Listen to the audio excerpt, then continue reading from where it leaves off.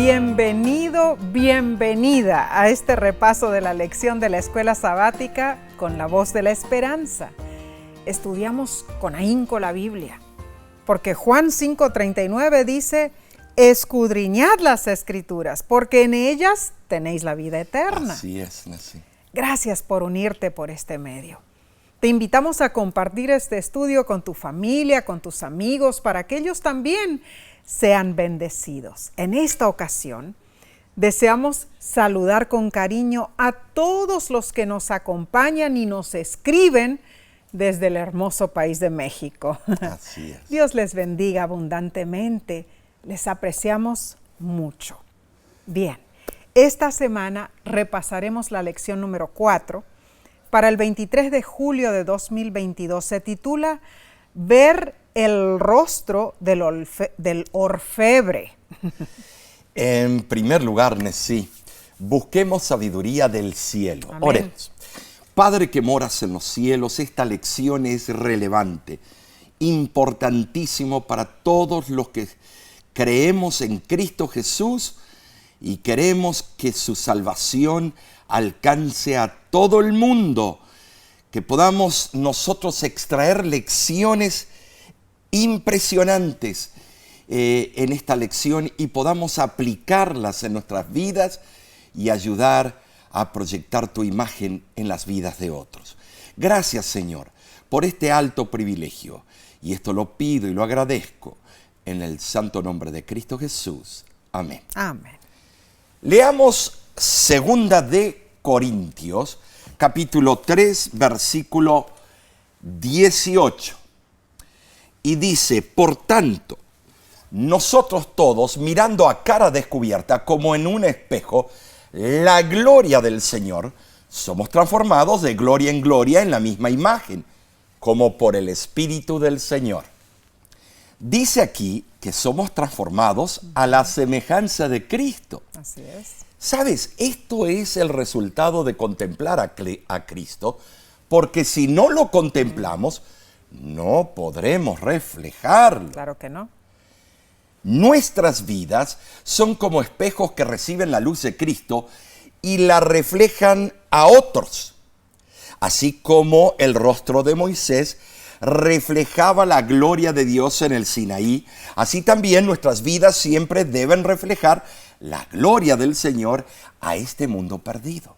Y el versículo dice que al contemplar como en un espejo la gloria del Señor, somos transformados en la misma imagen.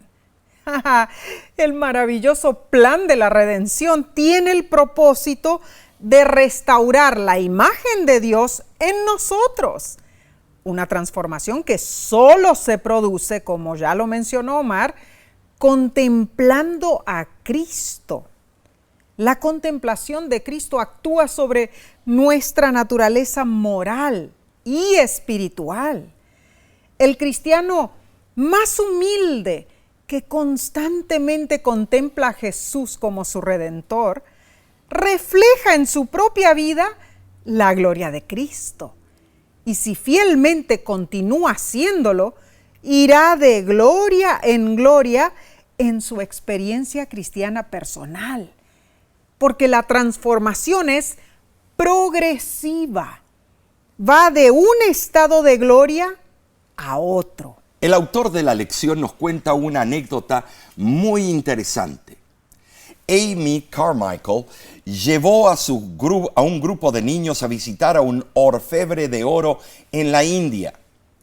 En medio del fuego había un azulejo arqueado.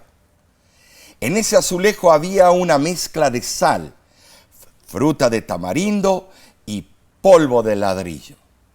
En el centro de esa mesa había una mezcla que estaba el oro, estaba allí adentro.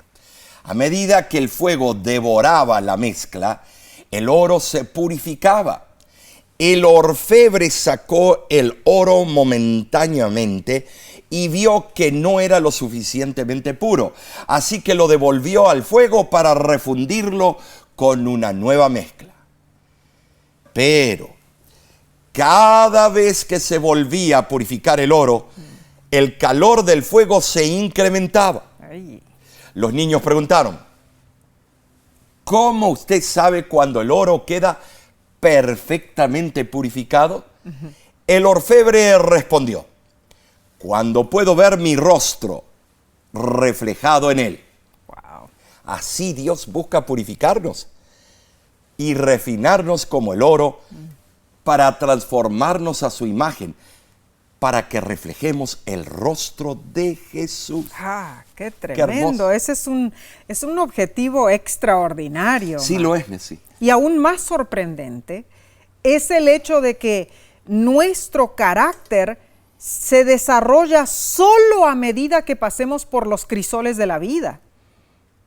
La lección de esta semana se enfoca en el crisol de la purificación.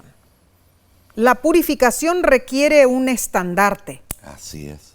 Y en nuestro caso el estandarte es la imagen de Dios en nosotros. Amén. La purificación también requiere un agente de purificación. Y la Biblia a menudo presenta ese agente como el fuego, como lo vemos en 1 de Pedro 1:7 y Apocalipsis 3:18. El resultado de la purificación es que nuestro carácter se vuelve puro por la gracia de Dios. La lección nos pregunta, ¿qué papel tiene el sufrimiento en el proceso de la purificación? ¿Y cómo entendemos todo esto en contexto del gran conflicto? Nunca debemos olvidar que estamos en medio de un drama cósmico. La gran controversia entre Cristo y Satanás se está desarrollando frente a nuestros ojos. La batalla sideral se manifiesta en formas inimaginables. Y aunque mucho está oculto a nuestra vista humana, podemos entender que, como seguidores de Cristo, tenemos un papel importantísimo que desempeñar en este drama y podemos honrar a Cristo en nuestras vidas. Cuán cierto es todo esto. Tenemos una gran responsabilidad. Y la autora Elena G. de White, en su libro El conflicto de los siglos, página 509, escribió: la gran controversia entre Cristo y Satanás, sostenida desde hace cerca de 6,000 años, está por terminar. Y Satanás redobla sus esfuerzos para hacer fracasar la obra de Cristo en beneficio del hombre y para sujetar las almas en sus lazos.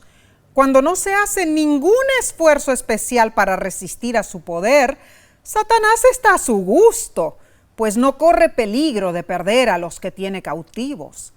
Pero cuando la atención de los hombres se fija en las cosas eternas y las almas se preguntan, ¿qué debo yo hacer para ser salvo? Él está pronto para oponer su poder al de Cristo. Mis hermanos, esto sí es un verdadero drama cósmico y nos atañe a nosotros decidir de qué lado estaremos. Qué responsabilidad la nuestra, Es Omar. tremenda. ¿Qué realmente podremos nosotros, qué lado podremos nosotros tomar? Claro, ¿No es así cierto? es, sí. Que Dios nos ayude a estar siempre del lado de Cristo, mis hermanos. Pasemos entonces a la próxima parte para el domingo 17 de julio, que se titula A su imagen. El primer libro de la Biblia, Génesis, cuenta que Dios hizo al hombre y a la mujer a su imagen, pero que esa imagen fue corrompida por el pecado, y eso es un hecho. Cierto. ¿En qué maneras podemos ver esta desfiguración de la imagen de Dios en los seres humanos hoy en día? Nada más ir al mall o ir a las tiendas o ir a espectáculos masivos y podemos ver la imagen de Dios se desfiguró primeramente en Adán y Eva. Cierto. Y quedaron sujetos a la muerte. Sus descendientes participamos de esa naturaleza degradada y de sus consecuencias. Muy cierto.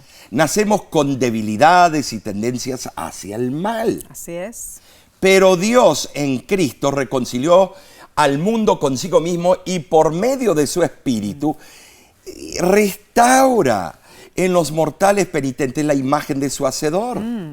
Y Romanos 8, es. capítulo 8, perdón, versículo 29 dice, porque a los que antes conoció, también los predestinó para que fuesen hechos conformes a la imagen Así de su es. Hijo, Amén. para que Él sea el primogénito entre muchos hermanos. Qué lindo. Aquí, Omar, se explica la forma en que procede el propósito de Dios para aquellos que le aman. Ese propósito, hermanos, incluye todas las etapas del proceso de la salvación. Los que aceptan la invitación de Dios y se someten al propósito divino, reciben la seguridad de que el Altísimo completará cada etapa en su plan de salvarlos. Las aflicciones no son más que los medios por los cuales los fieles son hechos conformes a la imagen del Hijo de Dios. El significado de Romanos 8:29 ha sido motivo de prolongados debates. Cuando la limitada mente humana intenta penetrar los propósitos eternos del Dios infinito, puede caer en un grave error. Es bueno prestar atención al siguiente consejo ofrecido por el profesor y comentador bíblico Edwin Gifford. Él dice, en una senda tan alta y resbaladiza para la razón humana, nuestra seguridad depende de que demos nuestros pasos únicamente donde ya el inspirado apóstol dio los suyos. Si nos aventuramos como ya lo han hecho demasiados, más allá de la huella del autor, hay por doquiera precipicios y abismos de los cuales le es difícil escapar al más prudente. Contundente ese comentario. Y el autor de la lección menciona, esto es obvio, todos hemos sido corrompidos por el pecado. Sin embargo, el deseo de Dios es restaurarnos a lo que deberíamos haber sido originalmente. Aquí es donde encaja nuestro versículo de hoy. Revela el plan de Dios de que aquellos que someten sus vidas al Espíritu Santo pueden ser hechos conforme a la imagen de su Hijo. Pero aquí no se detiene el mensaje, hermanos. Hay una responsabilidad que cae en nosotros. El libro El deseado de todas las gentes, página 625, lo expone de la siguiente manera. El honor de Dios, el honor de Cristo, están comprometidos en la perfección del carácter de su pueblo. Esto es muy serio. Todas las cosas están desnudas y abiertas a los ojos de aquel a quien tenemos que dar cuenta. Hebreos 4:13 así lo dice. Dios conoce el pasado, el presente y también el futuro. La salvación se nos ofrece gratuitamente a todos, pero no muchos, pero muchos podemos decir no aceptan la invitación de Dios. Ojalá que no seas tú ni yo. Ahora, Mateo capítulo 22, versículo 14, nos expande la explicación y dice así: muchos son llamados y pocos escogidos. O sea, Dios invita a todos, pues Él desea que todos sean salvos, pero solo los que aceptan su invitación son los escogidos. Cierto. Es como que se está diciendo, muchos son llamados, pero pocos se dejan escoger. Ay, ay, ay. Dios no fuerza a nadie a aceptar la salvación contra su voluntad. Si la persona elige oponerse al propósito de Dios y lo resiste, estará del lado del enemigo. Y por supuesto, no hay otra, se perderá. Ay, qué tristeza, Omar. La autora Elena de White menciona algo que nos hace pensar en su libro Cada día con Dios, Así página 236. Dice, somos espectáculo para los mundos no caídos, para los ángeles y para nuestros semejantes. Si lo comprendemos, esto nos inducirá a avanzar de acuerdo con la dirección del Señor, con corazón firme y bien fortalecido. Amén. Y la lección nos plantea también algo interesante. Imagínate estar en el centro del campo de un gran estadio, sentados en las graderías a un lado están los seres celestiales que son leales a Dios. Al otro lado del estadio están los seres que han caído con Lucifer. Si tu vida durante las últimas 24 horas se jugara en ese campo, ¿qué grupo tendría más motivos para celebrar? ¿Los seres celestiales o los seres caídos? Interesante alegoría, ¿no? Tremendo. Sí. Esto es como si estuvieras expuesto vituperiosamente en un teatro cósmico, mi hermano, Así es. delante de un auditorio universal. ¿Quiénes serían tus aficionados? ¿Los santos ángeles de Dios o los secuaces de Satanás? Ay, a mí que me echen porra, como dicen en México, que me echen porra, que me infundan aliento los ángeles celestiales. Amén. Que Dios me ayude, que así sea, mi hermano, mi hermana. Y a ti te invito a que medites en esto, en estos próximos segundos. Volvemos enseguida. No te vayas.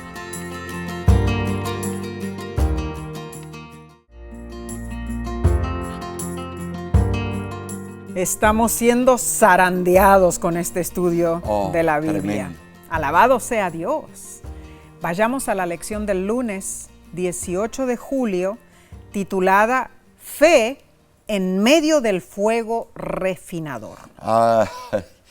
Una cosa es estar en una batalla, otra cosa es no poder ver las fuerzas ubicadas en esa batalla. Ay, ay, ay. En un sentido, nosotros como cristianos lidiamos con este problema. Claro que sí. Sabemos que las fuerzas opresoras están muy cerca, podemos sentirlas en nuestras vidas y sin embargo tenemos que seguir adelante con fe, Wow. confiando en aquel que es invisible. Gloria a Dios. Saben, si en tu devocional personal, lee si puedes Job 23, 1 al 10. Tú también. Sí. Si lo leemos bien, minuciosamente, podemos presenciar en la lucha de Job algo muy particular. Cierto. Aún en medio de sus terribles pruebas, él confiaba en Dios. Estaba decidido a resistir el mal.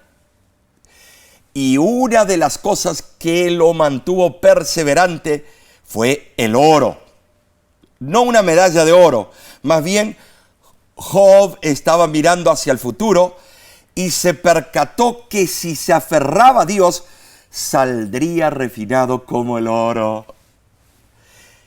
Independientemente de todo lo que era invisible para él, Job soportó el fuego refinador en forma, yo diría, magistralmente ejemplar. Hermano, hermana, amigo, amiga, ¿le temes al fuego? ¿Te preocupa el calor que generan las circunstancias de tu vida?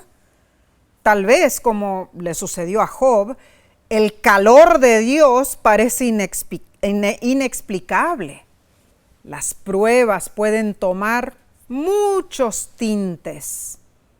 Puede ser la dificultad de adaptarte a un nuevo trabajo o a una nueva casa o ciudad. Puede ser tener que sobrevivir a los maltratos en tu empleo o incluso dentro de tu propia familia. Puede ser una enfermedad o una pérdida financiera. Por difícil que sea de entender todo eso, Dios puede usar esas pruebas para refinarte, purificarte y hacer resaltar su imagen en tu carácter. Omar, si entendemos la historia de Job, para él llegar a ser refinado como el oro era su incentivo. Era algo en lo que podía fijar sus ojos y eso lo ayudó a salir vencedor de sus problemas. Amén. Así es. El testimonio del carácter de Job es poderosísimo. Tremendo. pues en medio del sufrimiento terrible fue capaz de visualizar el proceso de purificación.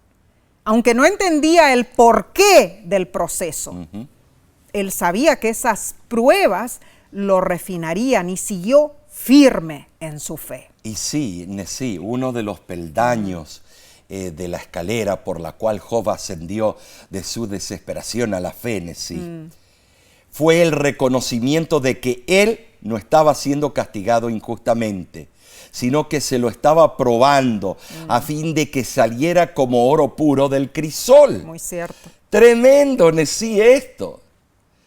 Ahora, esto me recuerda la anécdota de un campesino y su caballo, A ver. El campesino era pobre, pero poseía un caballo para que lo ayudase en los trabajos de su pequeña hacienda.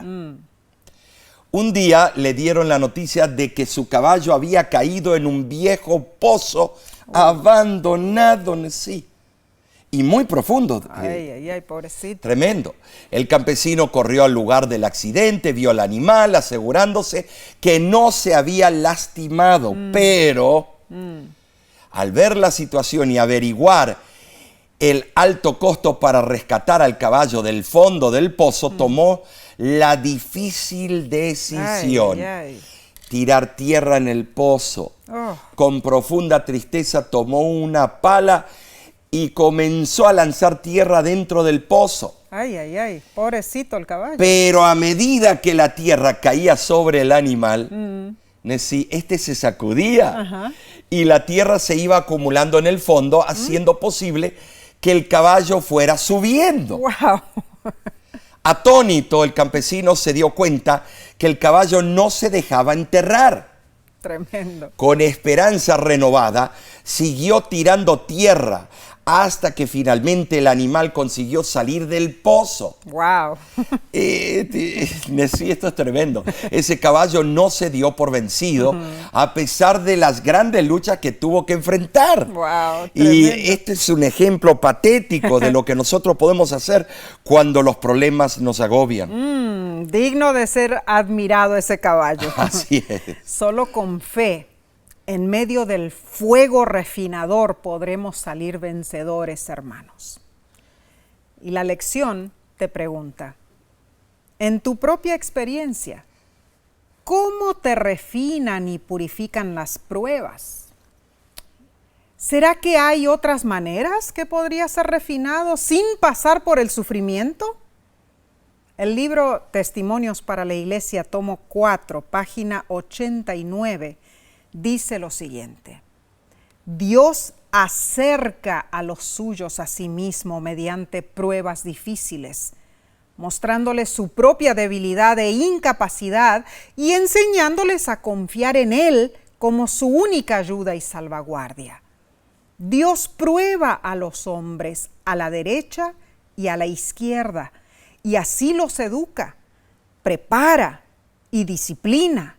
La obra de refinamiento y purificación que Dios ejecuta debe proseguir hasta que sus siervos estén tan humillados, tan muertos al yo, que cuando sean llamados al servicio activo sean sinceros en buscar la gloria de Dios. Amén. Cuando entendamos que las intenciones de Dios para nosotros son sinceras y perfectas, entonces podremos enfrentar cualquier dificultad, imperturbables que sean. En cualquier prueba o cosa indeseable que afrontemos, nos sosegaremos ante Dios y buscaremos su voluntad, por supuesto.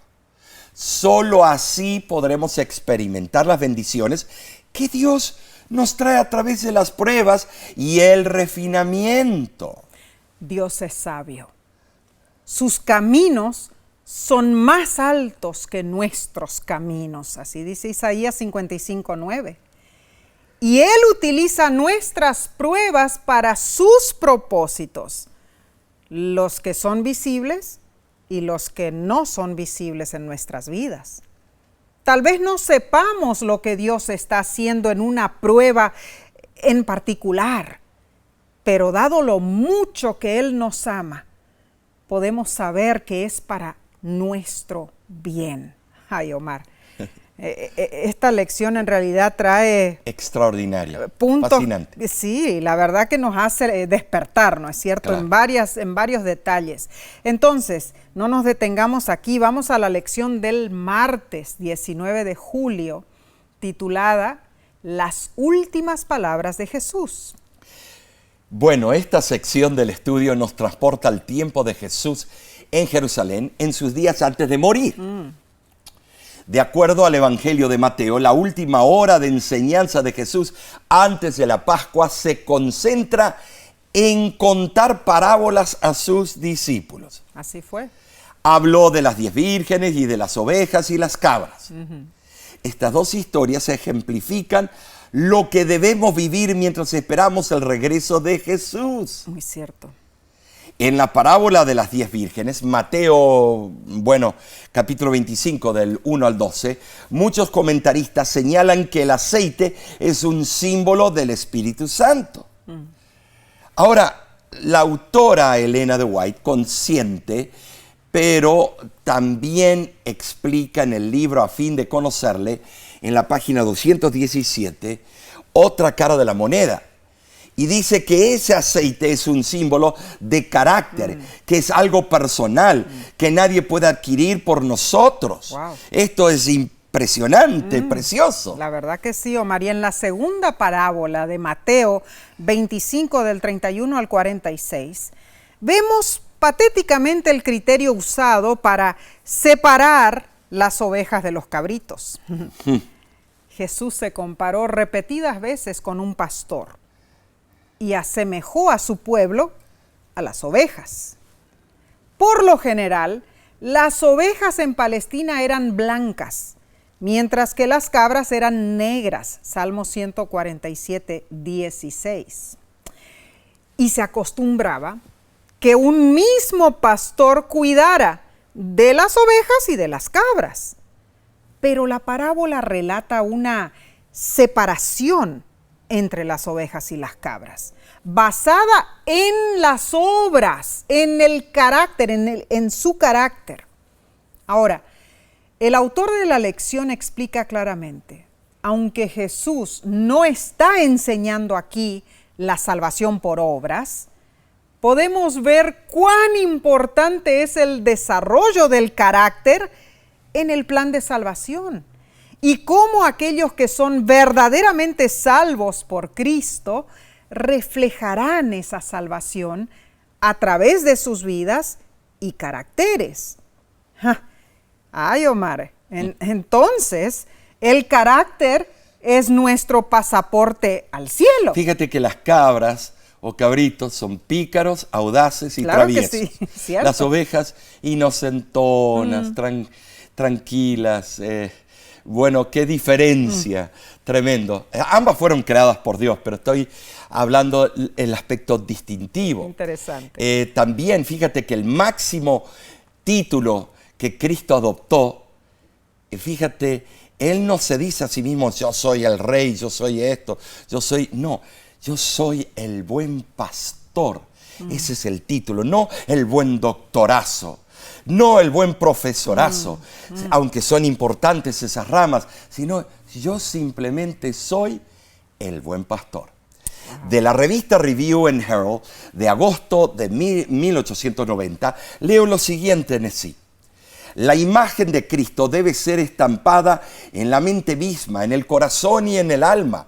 El apóstol dice que nosotros tenemos la mente de Cristo.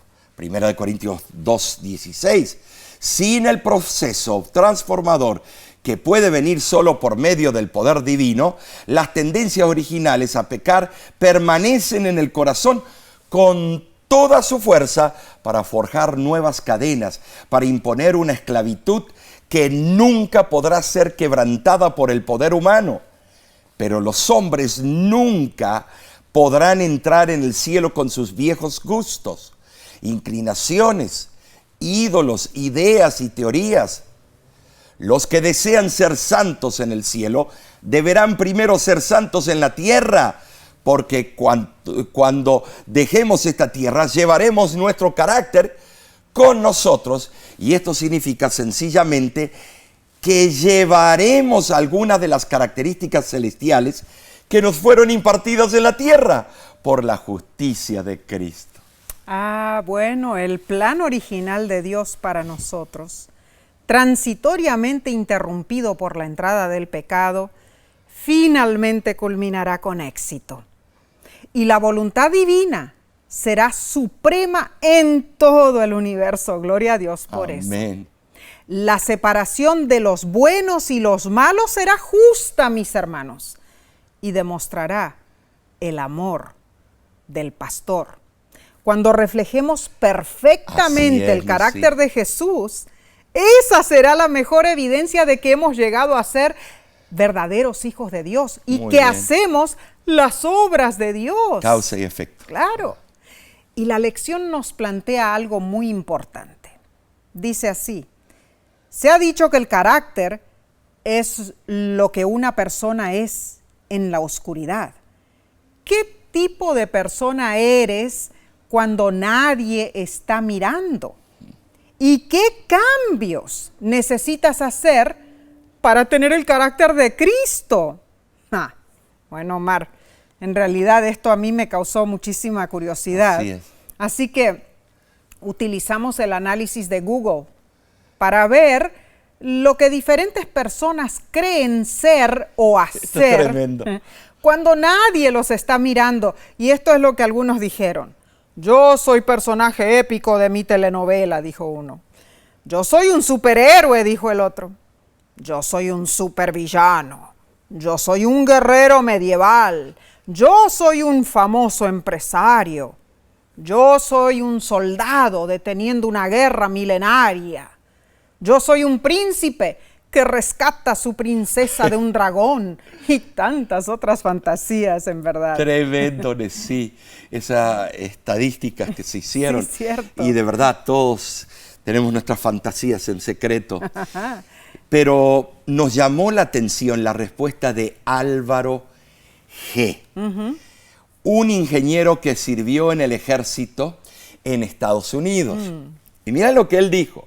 Él contestó de esta manera: cuando estoy en la oscuridad y nadie me está mirando, soy yo mismo. Me he preparado físicamente e intelectualmente para responder. Mi entrenamiento en el Army o Fuerzas Armadas dejó bien grabado en mi mente la consigna de siempre estar listo. No me regalo ni me ofrezco. Únicamente siempre procuro estar listo y ser yo mismo. Wow, tremendo, sí. Increíble. Ahora, ¿quieres o quién eres tú en la oscuridad, hermano o hermana? ¿Quieres razonar en eso? ¿Pensarlo? ¿Quién eres cuando nadie te está mirando? Es algo serio esto. Debes hacer un autoanálisis. En el libro Sermones Escogidos, tomo 1, página 184, la autora Elena White dice: así somos transformados de gloria en gloria mediante la santificación de la verdad. ¿Qué es la gloria? Es el carácter. Hemos de ser aptos para el cielo en esta vida a fin de que podamos ver a Jesús y ser como Él, para que podamos reflejar su imagen, para avanzar de carácter en carácter, marchando directamente paso a paso, manteniéndonos unidos al guía que nos está dirigiendo. ¿Quién es Él? La luz del mundo, la verdad, la vida. Omar, qué preciosa esta cita. Que Dios nos ayude a siempre ser fidedignos reflejos de Cristo Jesús, hermanos. Que siempre estemos listos a seguir su divino ejemplo. Que nuestro carácter sea puro, santo, perfectamente moldeado al carácter de Cristo. Precioso este estudio, tremendo, Omar. Y seguiremos con la próxima lección en unos segundos. No te vayas, volvemos enseguida.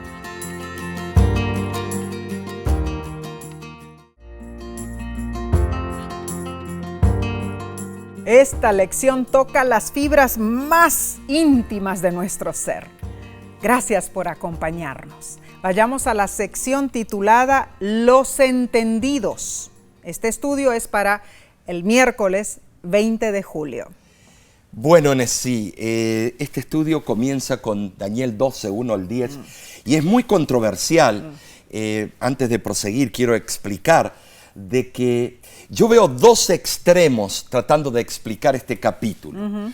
Unos intelectuales, teólogos que no quieren equivocarse y no quieren dar con el martillo en el clavo porque tienen miedo de ser juzgados.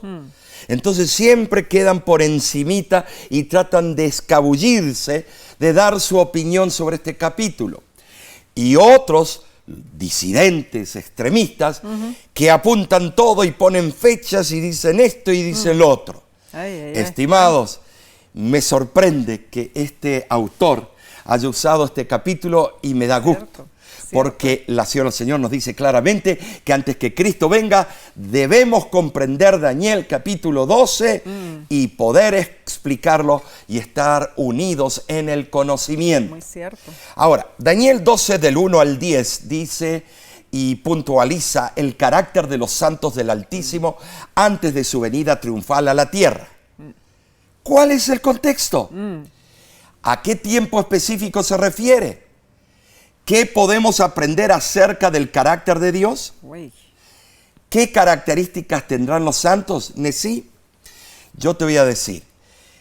No, mira, mejor vayamos a los versículos. ¿Podrías tú leer esos versículos? Claro que sí, Omar. Dice así: el ángel de Jehová le dijo a Daniel lo siguiente: en aquel tiempo se levantará Miguel, el gran príncipe que está de parte de los hijos de tu pueblo, y será tiempo de angustia, cual nunca fue desde que hubo gente hasta entonces.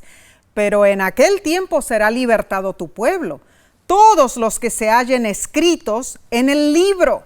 Los entendidos resplandecerán como el resplandor del firmamento, y los que enseñan la justicia a la multitud como las estrellas a perpetua eternidad.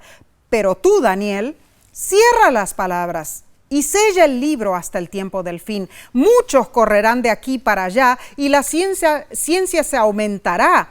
Y yo, Daniel, miré y he aquí otros dos estaban en pie. Y dijo uno al varón vestido de lino: ¿cuándo será el fin de estas maravillas? Y oí al varón vestido de lino que será por tiempos y la mitad de un tiempo. Y cuando se acabe la dispersión del poder del pueblo santo, todas estas cosas serán cumplidas. Y yo oí, mas no entendí. Y dije: Señor mío, ¿cuál será el fin de estas cosas? Y él respondió: anda, Daniel, pues estas palabras están cerradas y selladas hasta el tiempo del fin. Muchos serán limpios y emblanquecidos y purificados. Los impíos procederán impíamente y ninguno de los impíos entenderá, pero los entendidos comprenderán. Ay, Nesí, los entendidos comprenderán.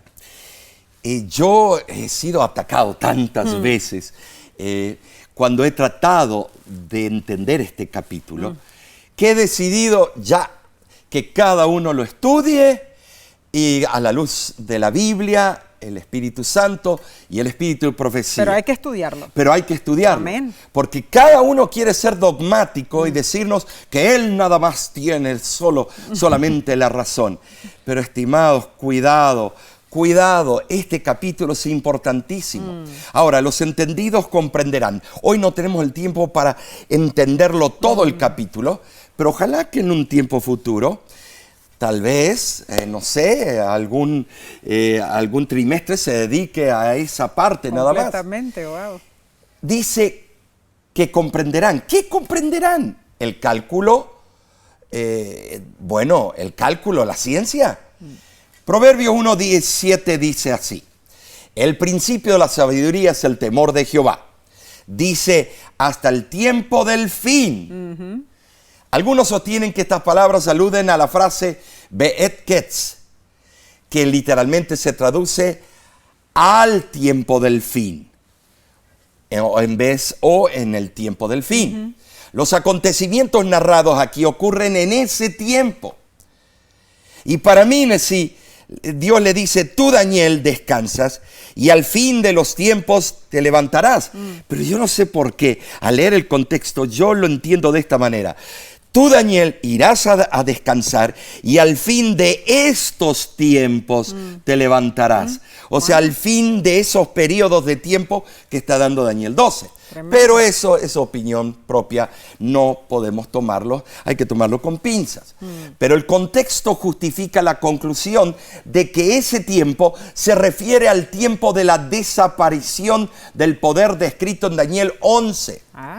Notemos que las palabras en aquel tiempo no especifican si los acontecimientos predichos ocurrirán simultáneamente con los del capítulo 11 y si ocurrirán o ocurrirán después o si los precederán.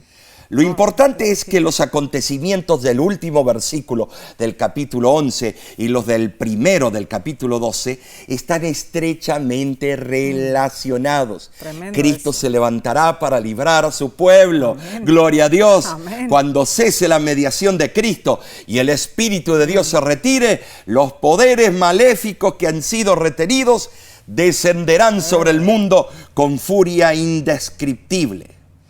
Bueno, será una escena que ninguna pluma puede describir.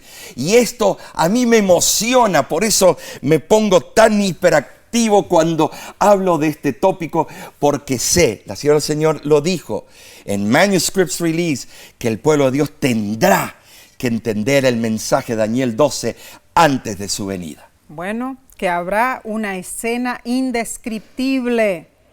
Alabado sea Dios, porque nosotros saldremos victoriosos de ese gran conflicto, mis hermanos. Cuando el libro sellado sea abierto en el tiempo del fin, aumentará el conocimiento de las verdades de esas profecías. Lo que ha estado sucediendo últimamente es único, mis hermanos.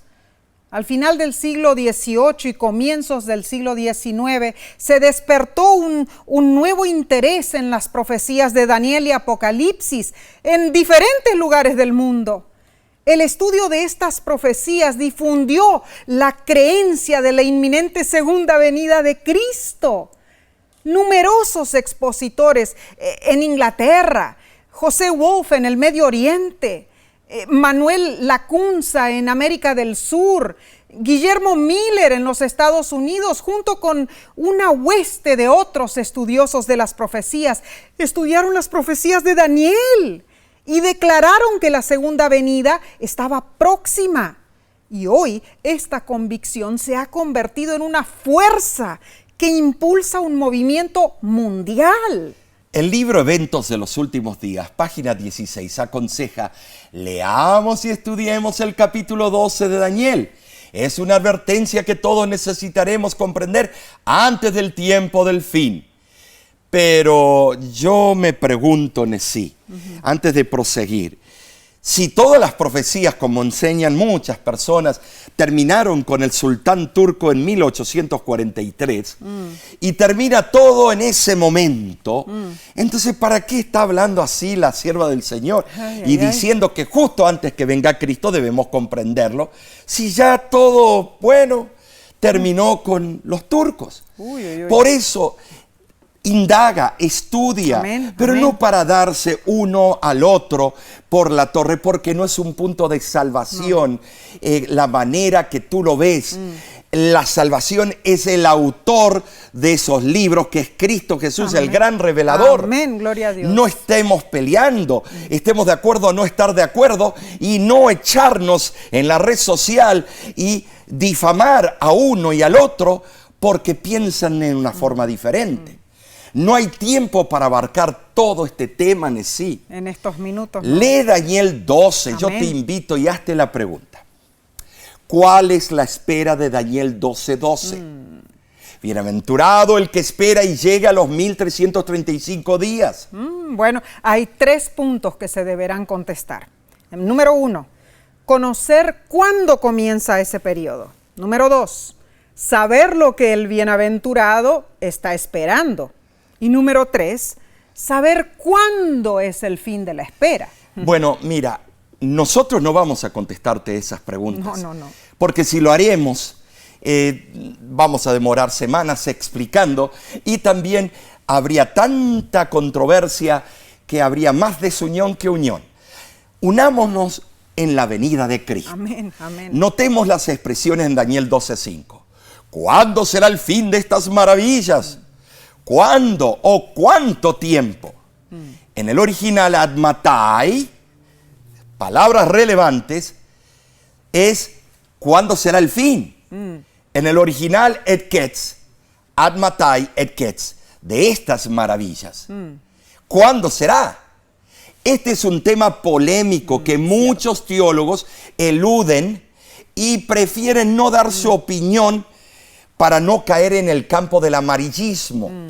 Mientras que otros aseguran con fechas y dicen que tienen las respuestas y que hay que ir con ellos porque el resto los está engañando.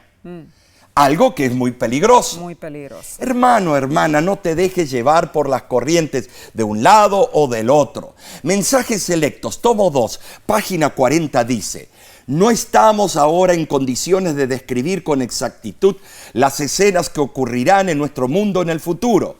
Pero si sabemos que este es un tiempo cuando debemos velar y orar, porque el gran día del Señor está cercano. Tú eres parte de los entendidos, hermano, hermana. No serás tomado por sorpresa, no. Al estudiar la Biblia sabes que Cristo viene pronto y reconoces que Dios debe moldearte a su voluntad. El punto crucial de Daniel 12 es que describe a un pueblo que ha pasado por un proceso de refinación y purificación. ¡Ja! Tremendo. Ahora, sí, debemos notar que hay tiempo cumplido y que todavía hay tiempo por cumplirse. Claro que sí, no estamos bajo la ley o el principio tiempo día por año. Ya no, la sierva del Señor lo explica. Ay, Omar, pero hay profecías que no se han cumplido todavía y Dios nos dé la oportunidad, si estamos vivos, ver su cumplimiento en nuestros días. Amén. Pero pasemos, Omar, a la siguiente sección titulada El carácter y la comunidad. Este estudio para el jueves 21 de julio. Leamos, ¿qué te parece? Efesios capítulo 4, del 11 al 16. Y él mismo constituyó a unos apóstoles, a otros profetas, a otros evangelistas, a otros pastores y maestros, a fin de perfeccionar a los santos para la obra del ministerio, para la edificación del cuerpo de Cristo, hasta que todos lleguemos a la unidad de la fe y del conocimiento del Hijo de Dios, a la medida de la estatura de la plenitud de Cristo, para que ya no seamos niños fluctuantes, llevados por doquiera de todo viento de doctrina, por estratagema de hombres que para engañar emplean con astucia las artimañas del error, sino que siguiendo la verdad en amor, crezcamos en todo en aquel que es la cabeza, esto es Cristo, de quien todo el cuerpo, según la actividad propia de cada miembro, recibe su crecimiento para ir edificándose en amor. ¿Te das cuenta, Nesí? Pablo describe a la iglesia como un cuerpo, siendo Jesús la cabeza. Así es. Ahora, todo tiene un propósito en particular, que crezcamos a la medida de la estatura de la plenitud de Cristo.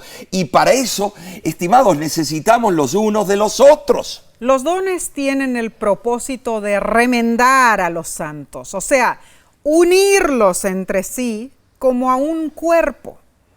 El acto de perfeccionar implica, como el contexto lo sugiere, un ministerio organizado, un gobierno eclesiástico. Los líderes de la iglesia no deben enseñorearse de la grey, sino servirla. Los miembros deben ser edificados, tanto en su carácter como en su crecimiento espiritual. La semejanza a Cristo es la meta que debe alcanzar, tanto el individuo como la iglesia en general. Sabes, el autor de la lección con acertijo menciona que es posible ser cristiano a solas. Muchas personas a lo largo de los siglos han sido ridiculizadas o perseguidas, y estar solo es a menudo inevitable.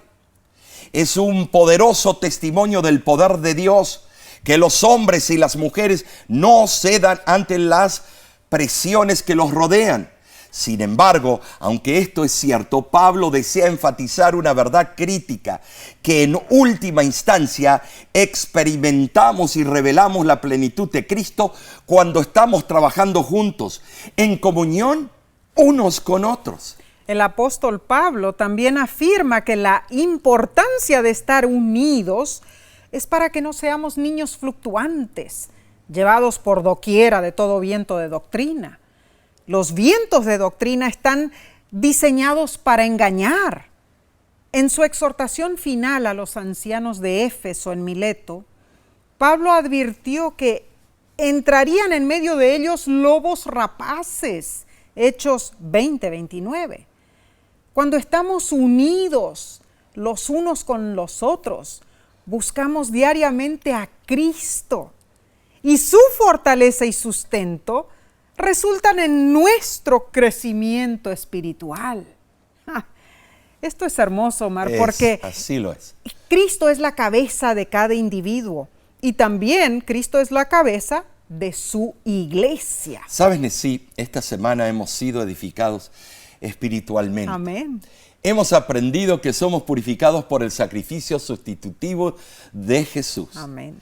Pero también vimos que somos purificados por el sufrimiento. Claro. ¿Hay contradicción entre estas dos ideas? No. Somos justificados por la gracia de Dios y recibimos perdón de pecados por fe. Por lo tanto, somos apartados para Dios y vivimos para Dios. La justificación y el perdón son momentos declarativos y experiencias espirituales profundas. Bueno, pero luego continuamos en la experiencia de la gracia en el contexto del gran conflicto en el cual somos probados y en el que nos demostramos fieles a Dios. Así es. En esta experiencia muchas veces podemos fallar. Aprendimos que hay características ocultas de nuestro carácter que deben ser abandonadas a algo que podemos lograr por la gracia de Dios. Ajá, gloria a Dios. También la purificación es una experiencia real que le sucede a personas reales como tú y yo. Así es, Omar. Y hermana, ¿has notado acaso personalmente en tu vida espiritual que el Espíritu Santo está purificando tu carácter? La lección de esta semana destacó 4 temas principales. Así es. Recapitulemos. En primer lugar, el sufrimiento tiene un papel esencial en el proceso de purificación del carácter. En segundo lugar, vimos que la formación del carácter es la restauración de la imagen de Dios en el ser humano, tal como fue creado por Dios en el principio. Número 3. En tercer lugar, esta formación de carácter involucra el tema de conflicto cósmico. En ese conflicto entre el bien y el mal, entre Dios y Satanás, experimentamos el crisol de la madurez. En cuarto lugar, la purificación y la madurez nunca se alcanzan por individuos aislados, más bien se logran por individuos en comunidad, pues estamos unidos como un cuerpo a la cabeza que es Cristo. Alabado sea Dios por habernos dado esta oportunidad de aprender más de su santa palabra. Gracias por acompañarnos. Pero aquí no se acaba todo esto. No.